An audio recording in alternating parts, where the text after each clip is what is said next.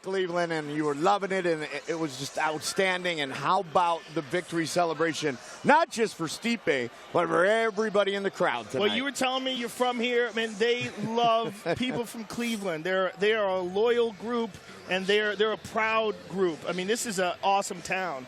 I mean, they came out in full force for Jessica I and big time for Stipe Miocic. And, boy, what a show he put on. What a crazy fight. I mean, let's take a look at some of the action here. He got rocked here with his left hand. He got dropped. And, you know, Stipe says he was fine, and I believe him. You know, you look at where he caught himself there. He fell back, caught himself with his hands. It's not like he fell back with his arms. You know, there's different levels of getting knocked down and hurt, but we thought he was hurt. Obviously, it was good for Alistair. Alistair believed that he tapped in the guillotine, but that also part of that had to be the fact that he just got knocked unconscious. Sure, absolutely. I mean, there's a lot going on in your mind after you just get completely shut off. Now let's take a look at that part. Stipe's on top of him, and Stipe just hammer-fisted him, dropped punches down on him. Vicious. Oh, nasty. And, you know, he just brutalized him.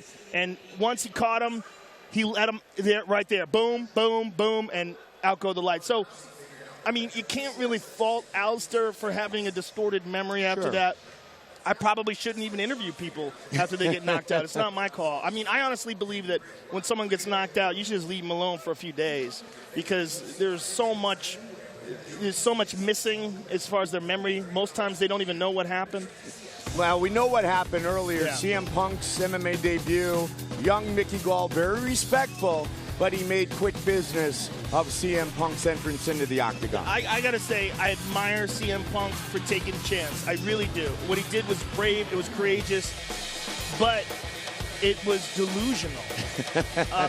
That's my feeling. My feeling when I was watching him hit the bag, when I was watching him train, and I was watching, you know, him punch things, I was like, man, it's not like he can't ever learn, but it's like there's a journey as a martial artist, and there's a path that each martial artist is on, and different people are on different paths. There's a reason why brown belts don't compete with white belts in jiu-jitsu tournaments. Right. It's because it's not fair.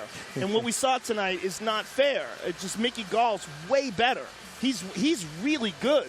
I mean, I watched that kid roll. I watched him take the back when he fought Mike Jackson. He's really good.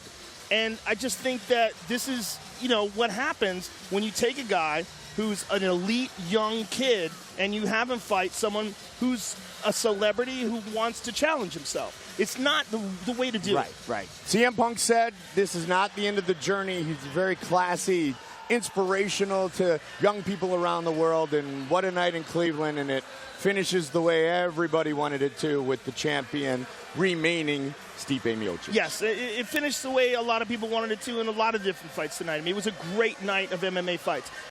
If I had to give CM Punk some advice, I hate to harp on this, but I would say fight as an amateur. Yeah. Fight people at your level. I mean, he wants to do this. He wants to challenge himself. He wants to continue. God bless him. I mean, he's a fun guy. I like him. But this is not the way to do it. Well, the way to do it is how Stipe Miocic did it. He did it quickly, he did it definitively, and he remains the champ.